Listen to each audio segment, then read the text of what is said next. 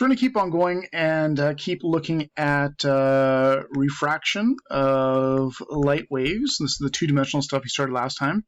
So, of course, the big reason why light refracts and changes direction when it changes mediums is because it goes faster or slower depending on the materials you're actually using.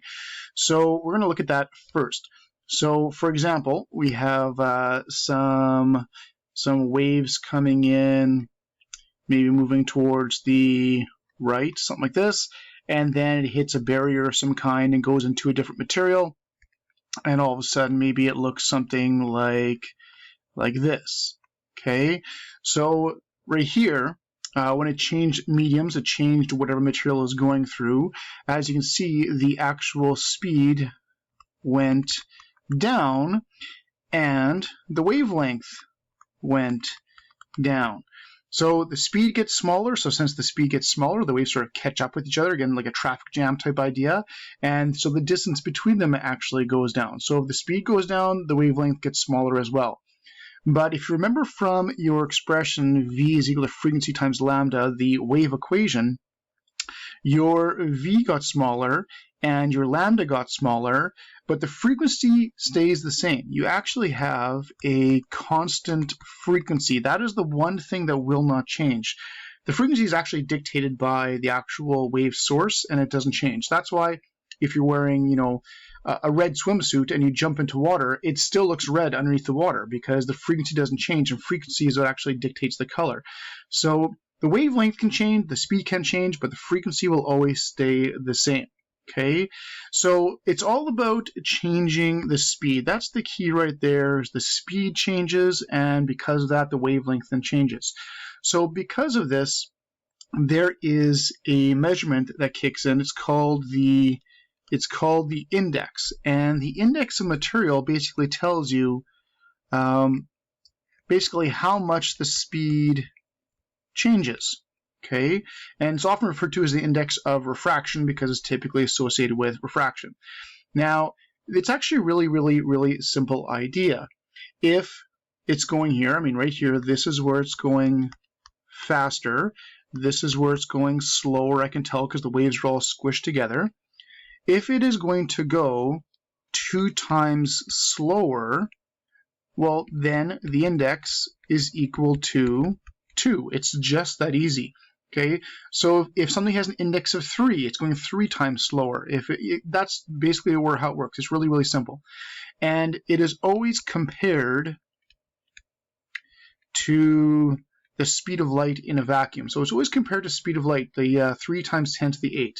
Okay, so for example, if here it is traveling at 3 times 10 to the 8, and over here it is traveling at 1 times 10 to the 8, well, it's going 3 times slower, the index for this material would be 3. It's just that easy. Okay, so it's just a ratio between the two.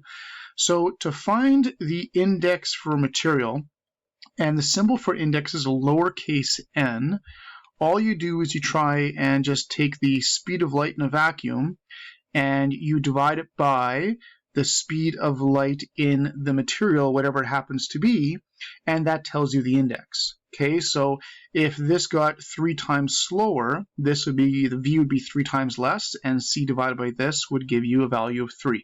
Okay, so the index of material is c divided by the speed or whatever it is, and you often see the speed index x or vx because x just represents whatever material you're talking about.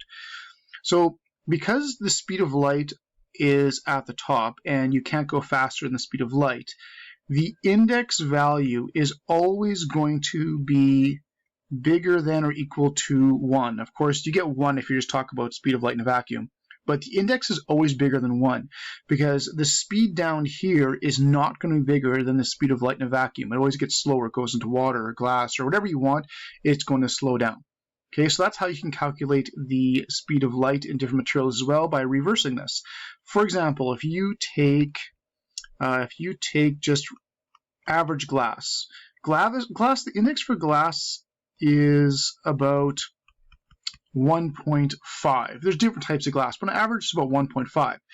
So if you wanted to find the speed of light in glass, all you have to do is take the c, speed of light in a vacuum, and divide by the 1.5, and you can find that light travels at about 2 times 10 to the 8 meters per second in glass. So that's how fast light goes in glass. Okay, so that's the basic idea behind the index. And we haven't incorporated any refraction yet, but this is the idea behind the index because it's that difference in speed which causes light to change direction in the first place. So now let's see if we can use this, and we're going to apply this idea to actual refraction and changing direction. So if we go back to the simulation that we used last time for a second, we have this guy right here, and we can have the wave rays. There's the wave rays, there's the waves themselves, and we looked at how if you increase, what I'm actually doing is I'm increasing the index of refraction for the material at the bottom, and that causes the waves to slow down, which causes them to get smaller. Remember, the frequency is the same, that's why they're red on the top and the bottom. And if I then angle it, we get that refraction thing that we're talking about, and that's this diagram on the left is all about. And of course, we can use the wave ray as well, which makes things a little bit nicer and cleaner, but this is what we're talking about in terms of the actual situation. Okay, so we're going to look at the situation, look a little bit at the geometry of the situation, and sort of see how the refraction idea sort of works and how we get some certain quantities connected to it. So we're going to start just by labeling a couple things here. We'll just take a nice simple situation, something really common, like suppose this is air and this is water. It doesn't have to be, but this is a lot of people think of like going from air to water for light to refraction. It's what most people think of, so why not just use it?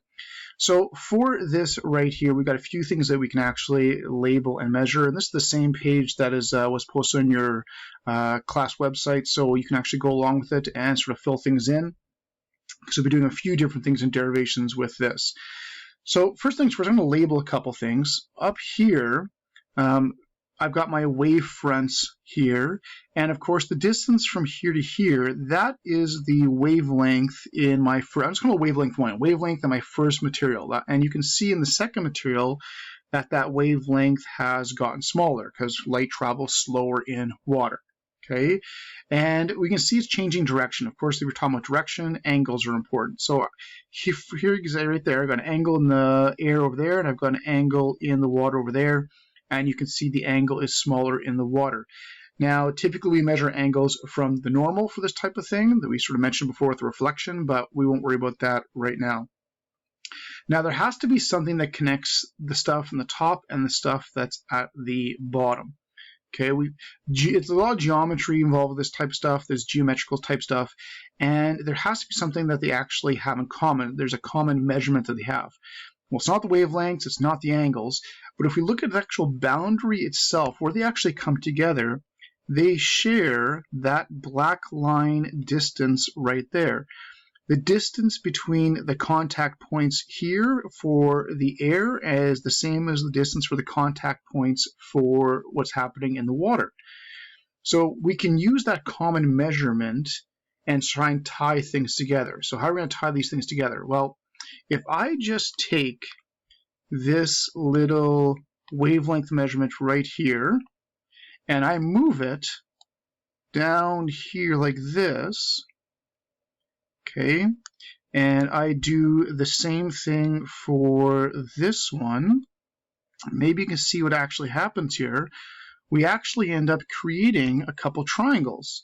We actually get a couple triangles right here, this right here, right there. That is the wavelength right there, and that is the wavelength right there. These are perpendicular, and we actually end up creating two right triangles. And those two right triangles have the common measurement d, which is the hypotenuse. So we actually have two triangles with a common side, so I can use that common side to sort of tie things together. Okay, and if I carefully look at the sides, there's my angle right here. The opposite is the wavelength, and this d is the hypotenuse. And opposite of the hypotenuse, that would be sine theta. So if I did sine of the first angle, that'd be opposite of hypotenuse. That would be the lambda 1 divided by d. And if I did the same thing for the other one, that'd be lambda 2 over d. Well, these two triangles share that d value. So if I solve both of those for D, and I can equate them. I can put them together, and I will have sine theta 1 over lambda 1 is going to be equal to sine theta 2 over lambda 2. Just by solving this for D, solve that for D, and then just equate them. And now I've connected the angles for both sides together, which is important for Snell's law, which is what we're going to derive, which is the rule for refraction is all about direction changing. Okay. So I'm going to do is I'm going to rearrange this a little bit, do a little cross multiplying and get some things together and get a ratio going. If I do this, I can do sine theta 1 over sine theta 2 is equal to lambda 1 over lambda 2. I'm just going to take these two guys, cross multiply, and sort of switch those two around, basic algebra. And I'm going to use this as a starting point for something. Okay, so I'm going to take that right there. I'm going to take this, and I'm going to use it over here. Okay. Give myself a little more room here. Okay, so this is my starting point. Now, what I'm going to do is I'm going to use your basic wave equation. And of course, the wave equation is the speed one. So lambda, lambda is, of course, speed divided by frequency. There we go. Speed. I'm going to use that for both of these. So I'm going to replace this with speed 1 over frequency 1 is divided by speed 2 over frequency 2, just like that. Okay. Now the thing is, if you remember, the one thing that doesn't change are the frequencies. So these frequencies actually cancel out, and I am left with V1 over V2. Okay, now this should look familiar from the index stuff that we just did. Now if you remember, V for a material is C over NX. So what I can do is I can actually take that and put that in here as well. Seems kind of silly, but that's what we're going to do. So this would be C divided by N1 over C divided by N2. And what ends up happening, the C's cancel out, gone, gone. And I've got an inverse fraction. I've got a fraction divided by a fraction. Of course, when you divide two fractions, you flip the second fraction and multiply it. So I'll end up with N2 divided by N1. And there's my indexes that we looked at before. And that's really important because indexes are a great thing to know about a material, because if you know the index, you know how you figure out how fast it's going to go, how much the wavelength changes. There's lots of things you can actually find. Okay, so let's put these things together. That is what I started with, and this is equal to this. So what I've got is sine theta 1 is equal over sine theta 2 is equal to N2 over N1. Now I'm going to cross multiply them. If I cross multiply them, I end up with N1 sine theta 1 is equal to N2 sine theta 2.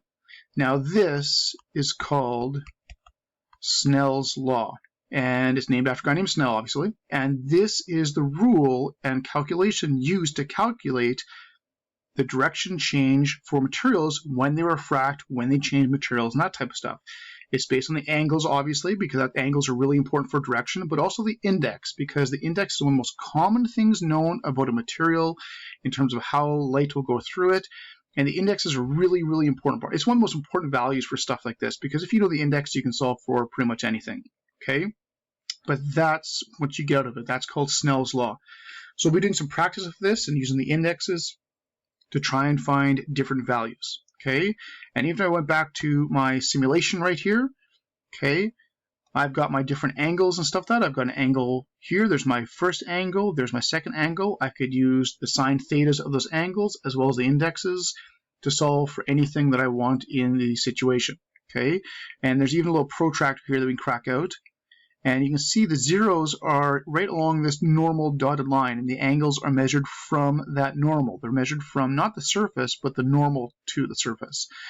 Okay, and you can see you've got a bigger angle here. This looks like around 50-ish degrees or so, and this one's only around 20 degrees or so. Okay, and the higher the index, the smaller the angle is going to be. Okay, so we will be practicing with this a little bit and sort of see how this works.